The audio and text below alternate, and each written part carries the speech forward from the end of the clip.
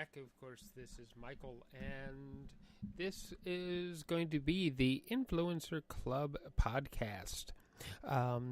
If you're actually listening to this right now, you're going to be following through 26 steps to how to actually build a podcast and the process that we at Depictions Media actually take you through to having a successful podcast that actually builds your audience and gives you more people to actually sell your product and services to. All right. So, one thing that I love is, of course, is mindset. Before we actually get into my rant for today, and my rant will be, of course, around artificial intelligence. During the course of the day, the one thing that I find very important is, what would a successful person do?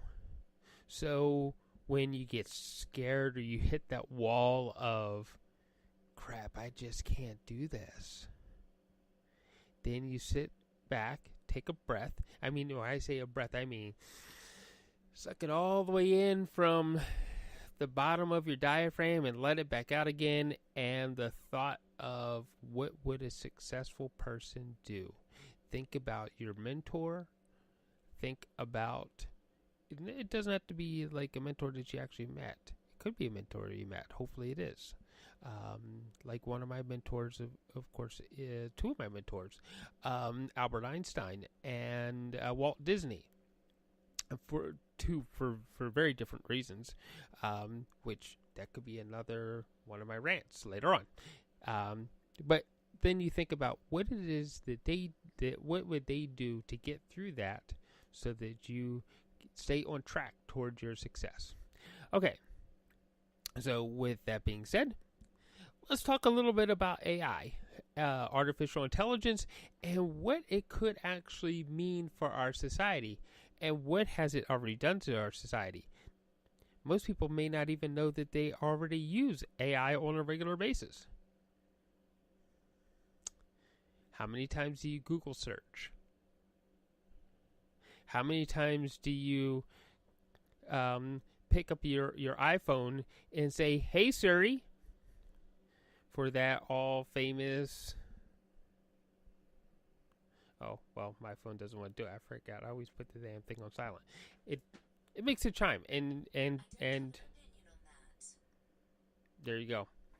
If you heard that, and she doesn't have an opinion on that.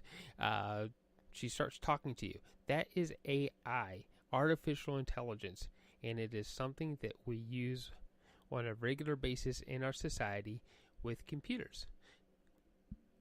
Now, of course, you've probably seen some articles about this where they've actually developed real androids. And there's one in Japan. It's like, I mean, looks like a girl. I'm like, wow. It's like pretty awesome stuff. But what could it mean for our society? What is it that is it going to take away from us? What is it going to give us? Now there's some things. Okay, so in the supermarket, and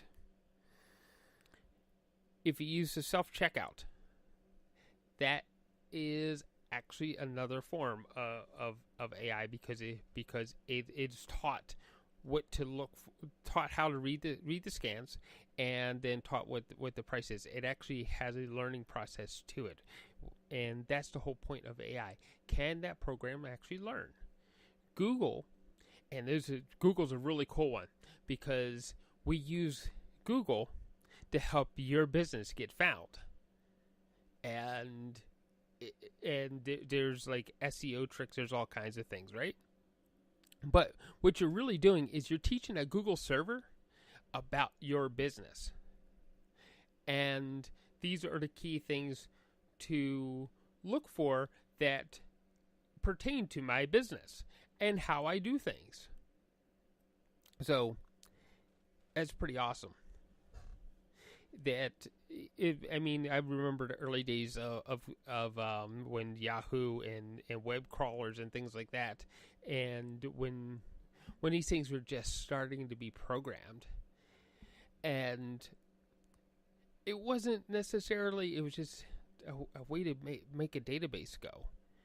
And now it's like Google has made it so that it is a learning computer, and you have the opportunity with great content and tools to actually teach a computer why you are in existence, and that you are in existence, and that you deserve to be recognized. That's pretty cool, considering that how many people actually use that particular program and what it actually can do for your business. As we all know, that if you have a really good Google search, it's probably going to increase your business.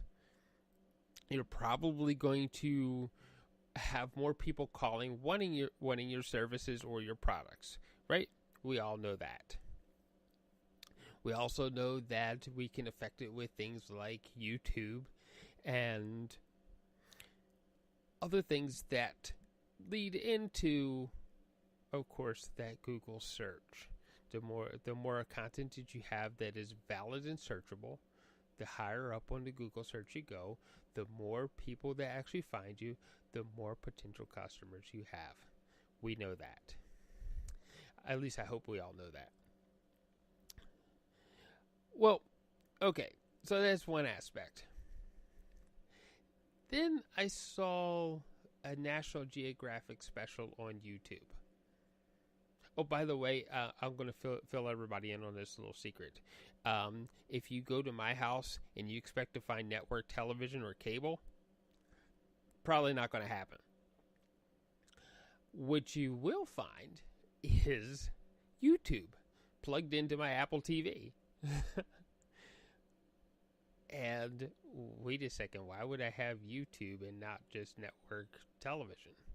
Because now I can control what I look for and what I want to see. It turns out I'm a big geek. I a lot of stuff on the cosmos and subatomic particles and quantum theory, particle physics, all that sort of stuff. It are the things that I actually watch. I eat these lectures up like they're candy. But so I found this this National Geographic special on artificial intelligence, and it opens up with a couple who was in a car accident and their daughter died. Okay, wait a second. This may start to sound like powerful stuff to some of us here. It's like, so as we all know, if you get into especially a fatal accident, that you have first responders, you have emergency services, and things start to show up. Well, the next step, of course, is the first responder is a floating droid, because we're being futuristic about this. Okay, so this floating droid comes up. It's like, you have 5 minutes to decide if I should save the victim's memories and scan their brain. And the mother's instantaneously, she starts screaming, "Yes, just do it, just do it. Save her memories, save her mind." Bam. Laser goes over the girl's face, comes back again, feeds everything back into this droid. Droid disappears. Boom. Next scene is, they say 72 hours later, an android walks through the door looking exactly like their daughter.